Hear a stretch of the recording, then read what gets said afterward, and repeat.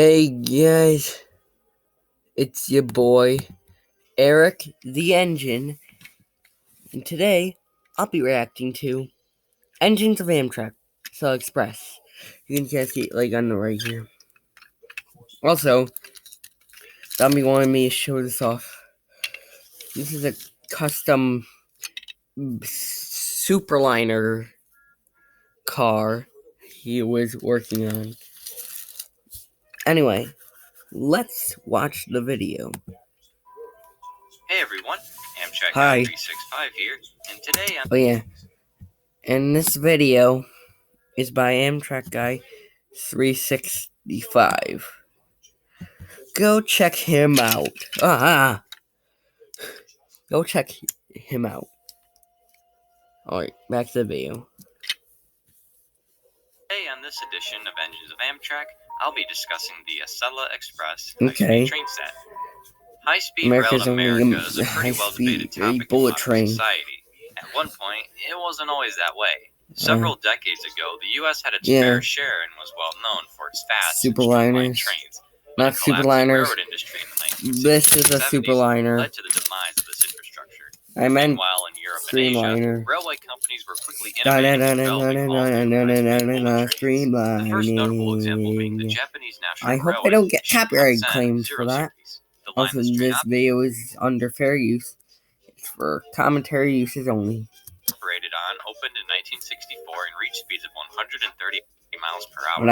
Subsequently, there would be the British Rail Class 43 HST in 1976. Yeah, Class 43. That's pretty good diesel. TGV in 1981 and German ICE-1 in 1991.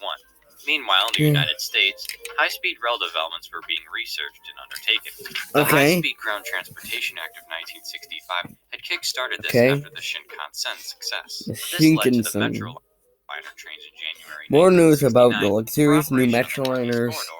This corridor spans the nation's capital at Washington, D.C., 457 miles. Get out of here, P-42. While the Metroliners were built for 150-mile-an-hour operation, they only ended up reaching 120. This soon dropped to 110 due to the signaling systems and poor traffic conditions of the time. The Metroliners were also riddled with electrical and technical issues. In short, the Northeast Corridor's infrastructure at this time was rather dated, with many bridges, tunnels, and track sections being laid out during the early 1900s, and even as far back as the 1870s. What? Those are some old tracks. Especially tracks that are used by Amtrak. Come on. Why aren't you loading? This also involved absorbing most of the Northeast Corridor.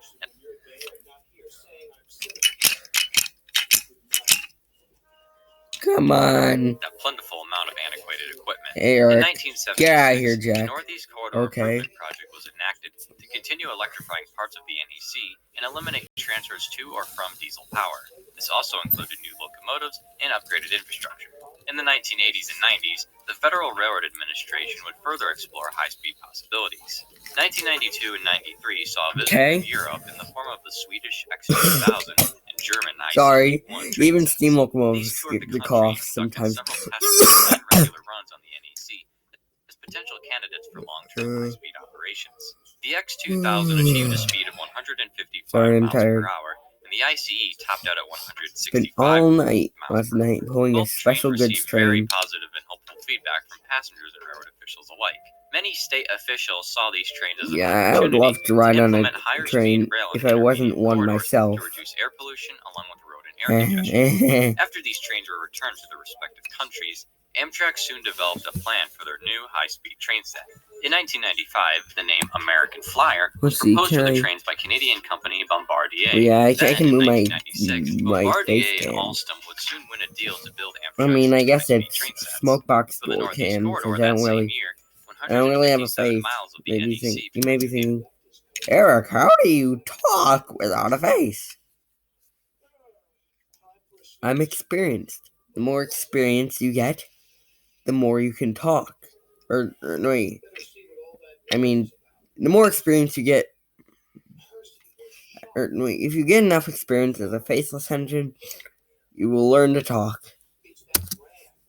Haven, Connecticut, and Boston and Massachusetts would be electrified. This would involve 15,000 catenary poles, 140 miles of welded rail, 300,000 concrete ties, 1,550 miles of catenary wire, and 25 new power stations.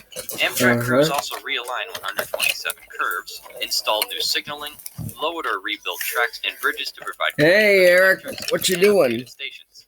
Oh, hi, Alton. I'm just watching this video. I'm just reacting to this video. Can I react too? Yeah, sure. Are you on Zombies channel or your own? Yeah, I have my own. Are you on Zombies channel? I have my own channel now. Oh. Can I have my own channel? I'll have to ask Zombie. With regards to technical specifications for the Acella, the power cars would be rated for a top speed of 165 miles per hour, producing 6,169 horsepower each, totaling in at 12,338 horsepower. I don't know if you guys are wondering, me and Alton here, we're great friends. I'm just gonna move the camera right here. Power cars weigh in at 204,000 pounds each.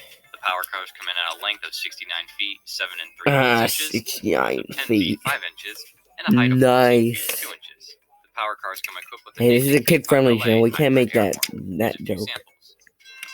Oh.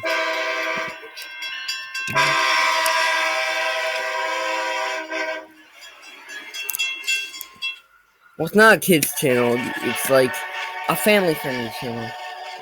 If it was a kids channel, I wouldn't have comments enabled. Hopefully, I have comments enabled. Although I probably don't.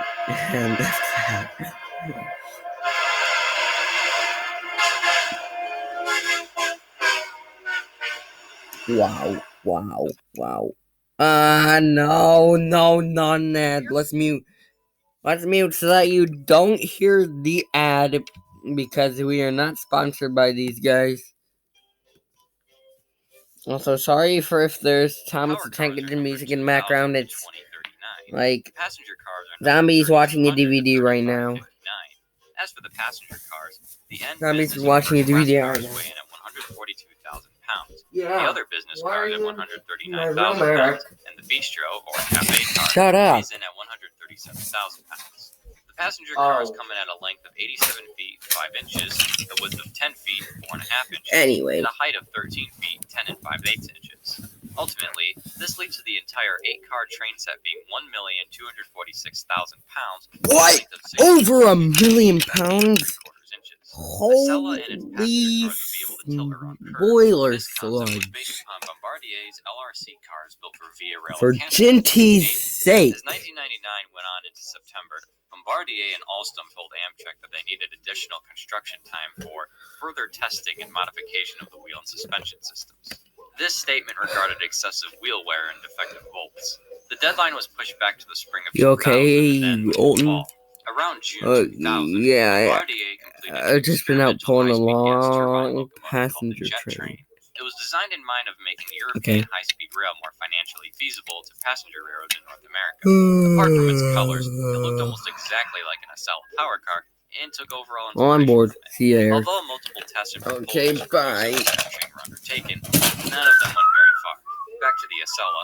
One set had been tested at the Transportation Technology Center in Pueblo, Colorado, starting in mid-1999, while a second was tested on the Northeast Corridor.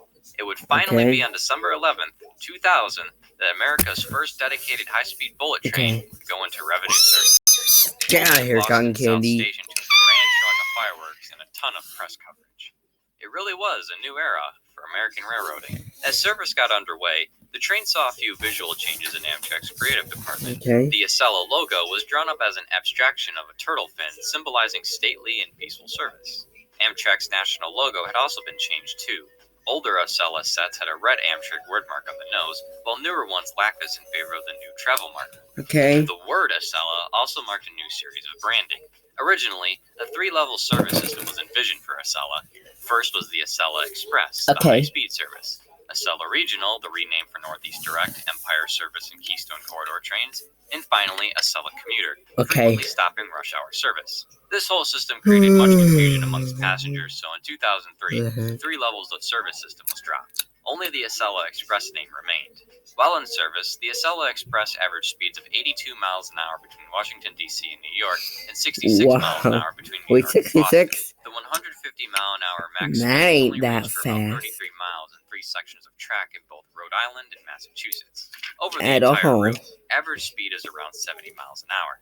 For the entire trip between Washington, D.C. and Boston, Acella makes the trip in about 7 hours and 7 minutes.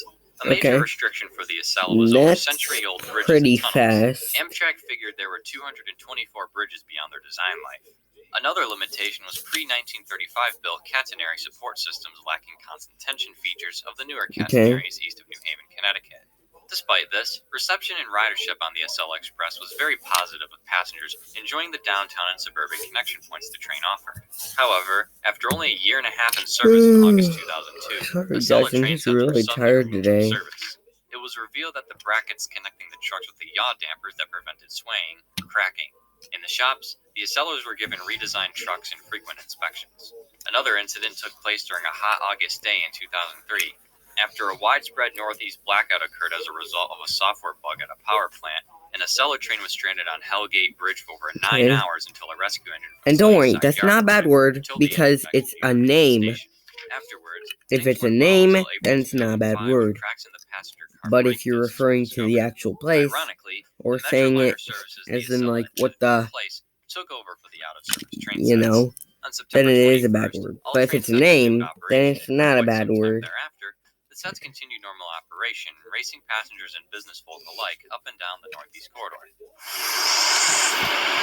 Whoa. As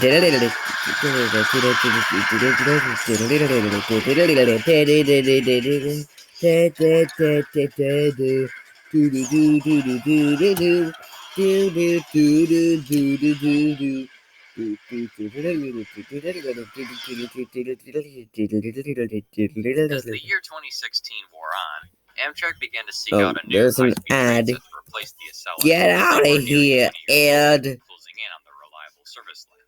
These new sets would come from Alstom and replace all 20 existing Acella sets. I don't care. On August 26th, then Vice President Joe Biden announced a $2.45 billion federal loan package to pay for I can't edit this video sets. because it's over 7 new minutes. Sets would allow for improved frequency and increased capacity on the Acella Express service.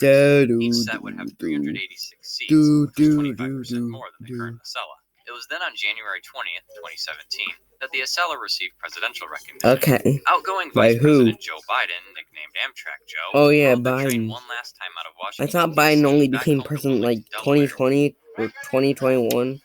One of those two. Biden, an avid Amtrak supporter, had traveled over 8,000 round trips on Amtrak starting in 1973 as a senator, accumulating over 2 million miles was like his second travel. time being A year president later, this year. unfortunately, a major incident with the Oh Acella no, became happened. of some news I could be wrong. No. On February 6th, oh, 2018, geez, Acella the Acella's been ripped in half. Set at 124 miles an hour near Havre de Grace, Maryland.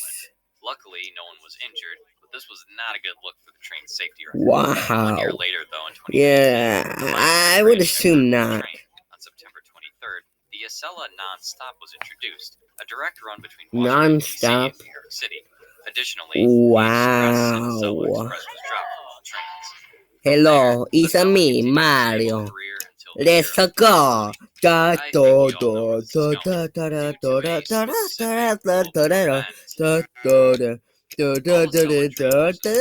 da da.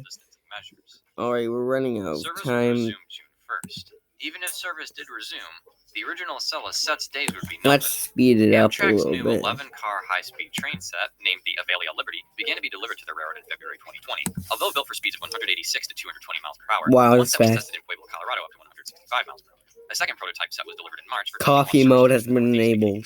The first test over the entire corridor occurred on September 28th. These new sets feature a 30% weight reduction. Actually, you know what? That's a little bit too fast.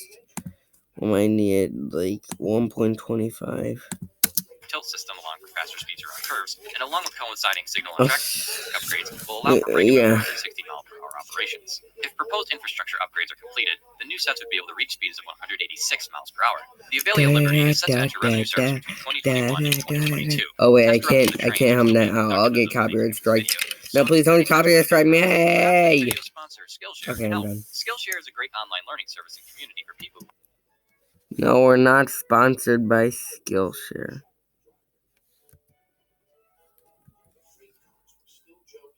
Skillshare has plenty. Has at least low light night. I think the rest of this is just a Skillshare ad. Alrighty, guys. I guess that's gonna be it. So, go, my locos. Peace.